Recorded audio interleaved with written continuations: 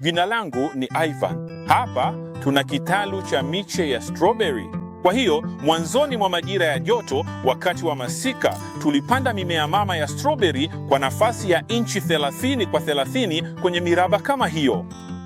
Tunavunja maua yao ili zitoe matawi zaidi ambayo baadaye hujichimbia na kutoa miche mingine.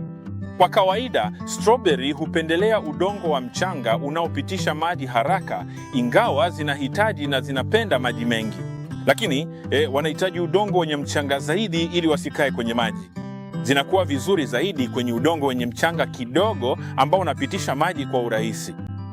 Kwa hiyo hapa tunaona wamefunika kabisa, lakini mwanzoni mwa majira ya joto zilikuwa zimepangwa mbali hivi kutoka kila moja, na pia umbali huu kutoka mstari mmoja hadi mwingine.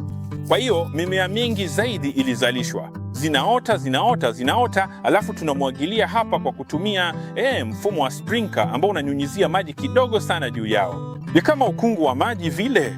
Hizi zinaitwa nozzles ndogo ndogo, na zinasaidia ardhi ibaki na unyevu wakati wote, na zile shina mpya zinaweza kujichimbia mizizi na kutoa mmea mwingine.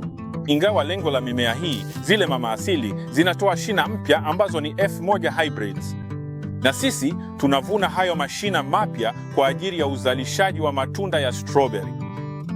Wakati wa kiangazi tulilima kadri tulivyoweza kwa kutumia mashine ili kuzuia magugu, na sehemu nyingine tulifanya kwa mikono, halafu baadaye mistari ya mimea ilifunika ardhi yote na nyasi nyingine ziliota tena baadaye. Hapa tunazilegeza kwa kutumia mashine inayofanana na ya kuchimba viazi, na kwa njia hiyo wanaweza kuzishika, kutikisa udongo kutoka kwenye mizizi na kutengeneza mafungu madogo ya mimea 50 ambapo zinakatwa na kupakiwa kwa maelfu kwenye kila boksi.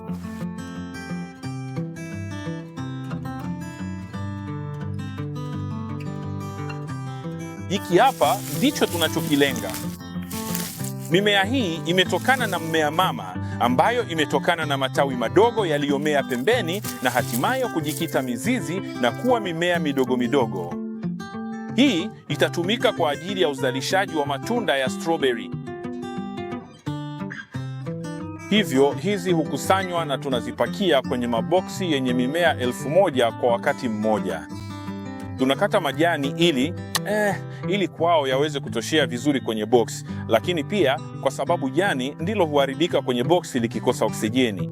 Kwa hiyo majani hukatwa na kisha mimea hiyo huhifadhiwa kwenye chumba chenye joto la nyuzi joto hasi 4 za Celsius ili ibaki katika hali ya usingizi hadi itakapohamishiwa shambani.